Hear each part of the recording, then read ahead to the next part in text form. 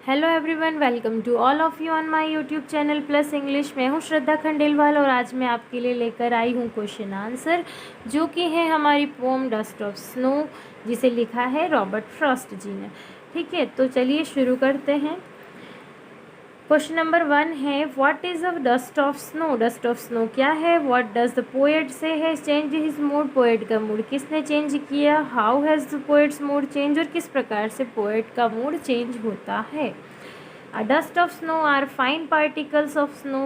Dust of snow क्या है? बहुत ही फाइन पार्टिकल्स ऑफ स्नो, यानी कि स्नो के बहुत ही फाइन पार्टिकल्स जो होते हैं, धूल के कण जैसे होते हैं ना, उसी प्रकार बर्फ़ के कण, उसे कहा गया है dust of snow. The small incident of the crow sitting on the tree causes the dust of snow to fall on the poet. जो स्मॉल सा इंसिडेंट होता है कि वो जो कोआ है वो पेड़ पर आके बैठता है, उस पेड़ पे जमी जो बर्फ़ है वो पोएट के ऊपर गिर जाती है, इससे उनका मूड चेंज हो जाता है। This change his mood, he forget his sorrow and become happy. और वो बर्फ़ जब गिरती है, बर्फ़ के कुछ पार्टिकल्स जो है पोएट के ऊपर गिरते हैं, तो वो उसका मूड चेंज हो जाता है और अब जो है उनका सारा दुख चला गया है और वो क्या हो गए हैं? हैप्पी हो गए हैं। क्वेश्चन नंबर 2 है आपका, how does Frost present nature in this poem. कि फ्रॉस्ट ने नेचर को किस तरह से प्रेजेंट किया है इस पोएम में।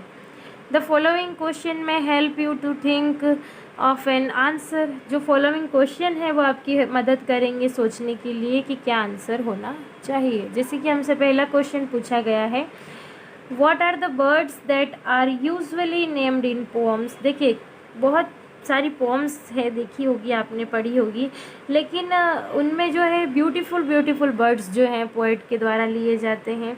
लेकिन इस पोम में जो कि रॉबर्ट फ्रॉस्ट है, उन्होंने कोई ब्यूटीफुल सा बर्ड नहीं लिया है बल्कि क्रो लिया है। तो वो पूछ रहे हैं कि what are the birds that are usually named in poems. देखिए कि किस प्रकार की बर्ड्स जो हैं अक्सर यूज़ की जाती है पोएम्स में, वो हमसे पूछ रहे हैं, उनका नाम बताइए। Do you think crow is often mentioned in the poem. क्या आप सोचते हैं कि अक्सर कोए को पोएम में मेंशन किया गया है किसी पोएट के द्वारा? What image come to your mind when you think of a crow. क्या इमेज आपके माइंड में आती है जब आप किसी क्रो के बारे में, कोए के बारे में सोचते हैं? तो ठीक है, इसका आंसर देखिए। इसका आंसर है, poets generally mention beautiful birds like peacocks and parrots, the cuckoo, nightingales, swallows, mynas. यानी कि पोएट जो जनरली मेंशन करते हैं अपनी पोएम में, वो यूज़ करते हैं बर्ड्स, जैसे कि पिकॉक हो गया, पैरट हो गया, कुकू बर्ड हो गई, नाइटेंगल हो गया, स्वेलोज हो गई, मैनाज हो गई। इस तरह की बर्ड्स जो हैं जनरली पोएम में हमें देखने को मिलती है। A crow is black and has an unpleasant sound. Crow जो कि ब्लैक भी होता है और उसका साउंड भी बहुत ही अनप्लीजेंट सा होता है, ठीक है। लेकिन फिर भी जो है रॉबर्ट फ्रॉस्ट ने अपनी पोएम में क्रो का यूज़ किया है। क्यों? क्योंकि वो कुछ मैसेज देना चाहते थे। In many societies and cultures crow is usually take as a negative symbol. क्योंकि क्या होता है, बहुत सारी सोसाइटी में, बहुत सारे कल्चर्स में आज भी क्रो को जो है नेगेटिव सिंबल के रूप में माना जाता है। It is hardly ever mentioned in poems. और बहुत ही कम हमें देखने को मिलता है पोम्स में कि किसी क्रो का यूज़ किसी पोएट ने किया गया है, ठीक है। सेकेंड क्वेश्चन है, again, what is hemlock tree. Why doesn't the poet write about a more beautiful tree such a maple or an oak or a pine. कि हेमलॉक ट्री क्या है? हेमलॉक ट्री, और पोएट ने इस hemlock tree का use क्यों किया है? पोएट जो है वो ब्यूटीफुल ट्रीज़ का यूज़ भी तो कर सकता था, जैसे कि मेपल हो गया, ओक हो गया, पाइन हो गया। तो फिर क्यों हेमलॉक ट्री का यूज़ पोएट ने किया है, ये हमसे पूछा जा रहा है, ठीक है। तो इसका आंसर है, अ hemlock tree is a poisonous plant with small white flowers. तो जो हेमलॉक ट्री है वो पॉइजनस प्लांट है, एक बहुत ही टॉक्सिक प्लांट है, जहरीला है, और उस पर जो छोटे छोटे से वाइट कलर के फ्लावर्स लगे होते हैं, ठीक है। All parts of the plant are toxic. ऐसा नहीं है कि कोई हिस्सा पेड़ का ऐसा हो जो कि टॉक्सिक ना हो, पूरा का पूरा प्लांट ही टॉक्सिक होता है। The poet has chosen the crow and the hemlock tree which suit the content and the message of the poem. जो क्या कर रहा है, पोएट ने चुना है एक तो क्रो को, एक चूज़ किया है हेमलॉक ट्री को। क्रो जो कि नेगेटिव सिंबल है, डेथ का सिंबल है, हेमलॉक ट्री जो कि एक टॉक्सिक ट्री है, ठीक है, पॉइजनस प्लांट है, लेकिन फिर भी पोएट ने इसे चुना है क्योंकि ये सूट करता है the content and the message of the poem, जो कि पोअम का कंटेंट है, जो मैसेज है, जो पोअम हमें कन्वे करना चाहता है, जो चीज़ हमें समझाना चाहता है इस पोअम के थ्रू, वो यहाँ पे सूट करता है इस हेमलॉक ट्री और आपके जो क्रो है उसे लेकर के पोएट हमें समझाने की कोशिश कर रहा है। And also break the thinking about superstition which wide spread in society. देखिए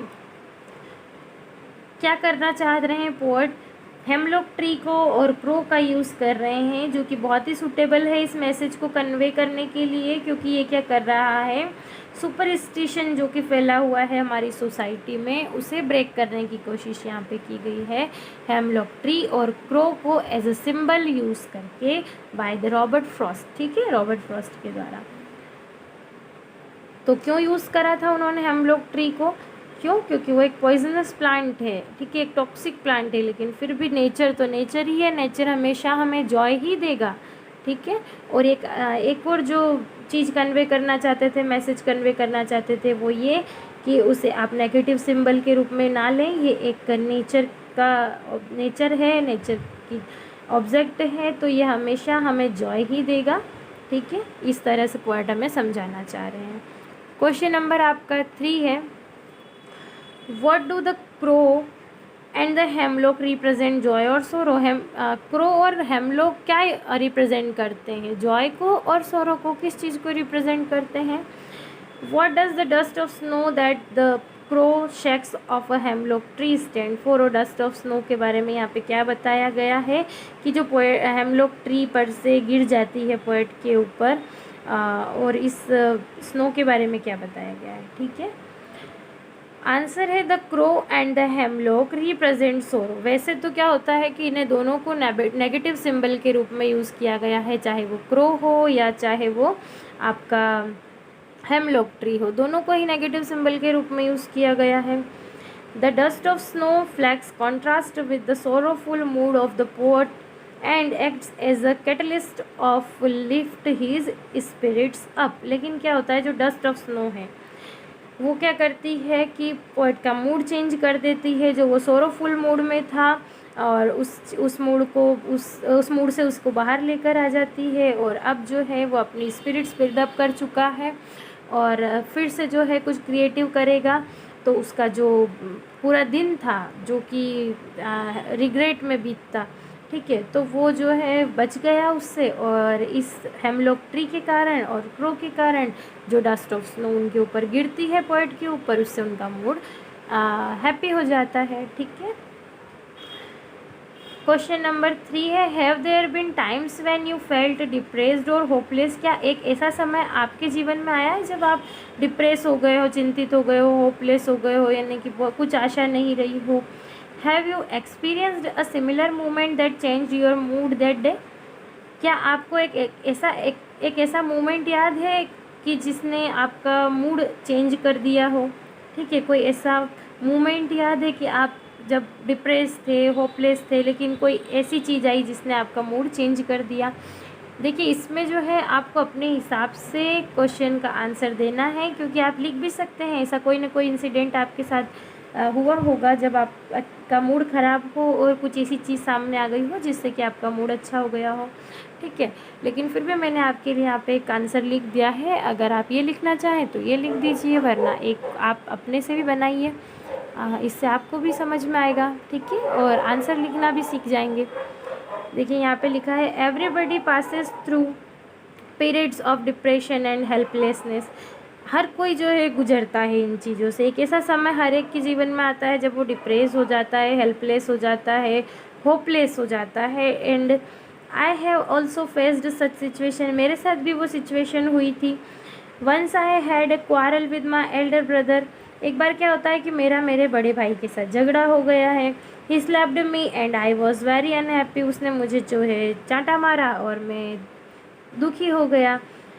ठीक है, ऐसा। I went to the nearby playground, तो मैं कहाँ पे गई, मैं नियर बाय प्ले ग्राउंड जो भी हमारे पास था वहाँ पर गई। आई सा सम चिल्ड्रन प्लेइंग देयर, मैंने देखा कि वहाँ पे कुछ बच्चे खेल रहे थे। Their joy slowly changed my mood and I return in a better mood. जब वो बच्चे खेल रहे थे ना, तो मुझे उन बच्चों को देखकर, उनका जॉय देखकर, उनका इस तरह से खेलना देख कर के जो है मेरा मूड चेंज हो जाता है और मैं फिर से एक बेटर मूड में आ जाता हूँ। ऐसा लिख सकते हो कि मैं फिर से एक हैप्पी मूड में आ जाता हूँ, मेरा इस तरह से मूड चेंज हो जाता है। ठीक है, तो इसका आंसर आप अपने से भी लिखने की कोशिश करिएगा। ये बहुत ही इजी सा क्वेश्चन है, ये आप ही लोगों के लिए दिया गया है यहाँ पे। ठीक है, बुक में एक मैं आपके लिए इसमें समरी लेकर आई थी इसकी, कि समरी जो है इससे आपको पूरा आपका जो है समझ में आ जाएगा पोम क्या है। ठीक है, एक शॉर्ट में हम समझ लेते हैं इसे। यहाँ पे लिखा है right summary of the pome and the message it conveys. Summary लिखिए और कन्वे करिए कि जो मैसेज यहाँ पे पोएट हमें रॉबर्ट फ्रॉस्ट देना चाहते हैं उसके बारे में। ठीक है, आंसर है the poem dust of snow. जो पोअम है उसका नाम क्या है, डस्ट ऑफ स्नो। देखिए आप इस तरह से इन्वर्टेड कॉमा में करके लिखिए, इसके नीचे अंडरलाइन लगा दीजिए। यहाँ पे फिर से देखिए बाय रॉबर्ट फ्रॉस्ट आया ना, तो या तो आप इसे ब्लैक पेन से भी लिख सकते हैं या फिर इसके नीचे नहीं लिखा है तो अंडरलाइन कर दीजिए। ठीक है, अंडरलाइन कर दीजिए, बॉक्स बना दीजिए। इससे क्या होगा, हाईलाइट हो जाएगा, उसे पता चलेगा चेक करने वाले को कि हाँ आपको पता है डस्ट ऑफ स्नो के बारे में पूछा गया है, तो डस्ट ऑफ स्नो के पोएट जो है रॉबर्ट फ्रॉस्ट हैं। एक अपने आप ही उसे समझ में आ जाएगा कि चलो ये भी चीज़ पता है बच्चों को। ठीक है, describe the poets experience on a cold winter day. तो यहाँ पे क्या हो रहा है, डस्ट ऑफ स्नो पोम है जिसे कि रॉबर्ट फ्रॉस्ट ने लिखी है। इसमें डिस्क्राइब किया गया है पोएट के एक्सपीरियंस को। कौन सा एक्सपीरियंस, कोल्ड विंटर डे का experience. He stood under a hemlock tree, hemlock tree के नीचे खड़े हैं। This action caused the dust of snow to fall on the poet. तो इसमें क्या होता है, एक घटना होती है कि जो डस्ट ऑफ स्नो है वो पोएट के ऊपर आकर के गिर जाती है, कुछ उसके फाइन पार्टिकल्स। ठीक है, ऐसा नहीं है कि पूरा का पूरा बर्फ़ गिर गया है, ऐसा नहीं है। डस्ट ऑफ स्नो यहाँ पे इसीलिए बोला गया है कि डस्ट ऑफ स्नो, यानी कि स्नो के कुछ फाइन पार्टिकल्स पोएट के ऊपर आकर के गिर गए हैं। The small act lifted the poets mood. तो ये जो छोटी सी घटना हुई ना, उसने पोएट के मूड को चेंज कर दिया। His depression went away. उनका जो डिप्रेशन में थे, वो चिंताएं थी जो उनके मन में चल रही होंगी, वो जो है या उनके इस इंसिडेंट के बाद में कहीं चली जाती है, भूल जाते हैं वो। The message of the poem is that nature's company always bring joy to us. ये जो मैसेज है इस पोम का भी, यहाँ पे देखिए हमसे मैसेज पूछा गया है ना, फिर से हाईलाइट कर दो, बॉक्स में पैक कर दो। यहाँ पे इस तरह से करो इसको पूरा कि the message of the pome, यानी कि जो मैसेज है पोम का वो क्या है, is that nature's company always bring joy to us. कि जो नेचर की कंपनी है, यानी कि नेचर की जो भी चीज़ें हैं, कोई सी भी ले लीजिए, आपको हमेशा हमें जॉय ही देती हैं। नेचर कभी भी आपको जो है दुखी नहीं करेगा। ठीक है, वो तो हमेशा आपको जॉय ही देता है। ये अलग बात हो गई है कि आपने उसे नुकसान पहुंचाने की कोशिश की है और फिर कोई घटना घटती है, वो अलग बात है। लेकिन वैसे तो प्रकृति हमें क्या देती है, हमेशा खुशी ही देती है। Also two objects, the crow and the hemlock tree.